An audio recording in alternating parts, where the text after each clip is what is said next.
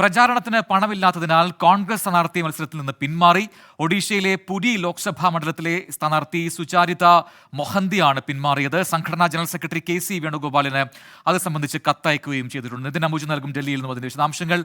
നിതിൻ, പണമില്ലാത്തതിനാലുള്ള ബുദ്ധിമുട്ട് അത് കോൺഗ്രസ് നേരത്തെ തന്നെ അനുഭവിക്കുന്നുണ്ടായിരുന്നു. അത് ലോക്സഭാ തെരഞ്ഞെടുപ്പിന്റെ ആദ്യഘട്ടം മുതൽ ഉയർന്നതുമാണ് ആ വിഷയം. ഇപ്പോൾ സ്ഥാനാർത്ഥി പിന്മാറേണ്ടതായ സാഹചര്യം എന്താണ്? പ്രജിൻ, ലോക്സഭാ തെരഞ്ഞെടുപ്പിന്റെ പ്രചരണത്തിനായി ഫണ്ടില്ല എന്ന് ചൂണ്ടിക്കാട്ടി തന്നെയാണ് ഇപ്പോൾ ഈ സ്ഥാനാർത്ഥി പിന്മാറിയിരിക്കുന്നത്. സുചാരിത മൊഹന്തി സംഘടനാ സെക്രട്ടറി KC വേണുഗോപാലിന് കത്തയച്ചിട്ടുണ്ട്. ഈ കത്തിൽ സൂചിപ്പിക്കുന്ന ഒരു കാര്യം, നേതൃത്വത്തിന് മുമ്പാകെ തന്നെ പലതവണ ഫണ്ട് അനുവദിക്കണമെന്ന് അഭ്യർത്ഥിച്ചെങ്കിലും അതിൽ യാതൊരു നടപടിയും ഉണ്ടായില്ല.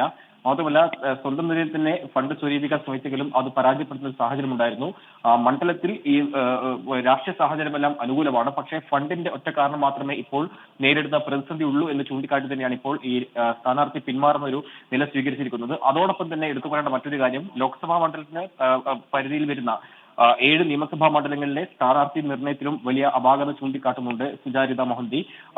ദുർബലരായ സ്ഥാനാർത്ഥികളെയാണ് പുരി ലോക്സഭാ മണ്ഡലത്തിലുള്ള 7 നിയമസഭാ മണ്ഡലങ്ങളിൽ പ്രഖ്യാപിച്ചിരിക്കുന്നത്. സ്വാഭാവികം ഇത് തിരിച്ചടിയാകുമെന്നും ഈ സ്ഥാനാർത്ഥി സംഘടനാ സെക്രട്ടറി അയച്ച കത്തിൽ വ്യക്തമാക്കുന്നുണ്ട്. എന്തായാലും നാമനിർദ്ദേശ പത്രിക സമർപ്പണത്തിലുള്ള അവസാന തീയതി തിങ്കളാഴ്ചയാണ്. ഇതിനു മുൻപാണ് കോൺഗ്രസ് വലിയ പ്രതിസന്ധി സൃഷ്ടിച്ചുകൊണ്ട് പുരി ലോക്സഭാ മണ്ഡല സ്ഥാനാർത്ഥി ഇപ്പോൾ പിന്മാറിയിരിക്കുന്നത്. ശരി, നിതിൻ അംബുജനാണ് വിശദാംശങ്ങൾ നൽകിയത്.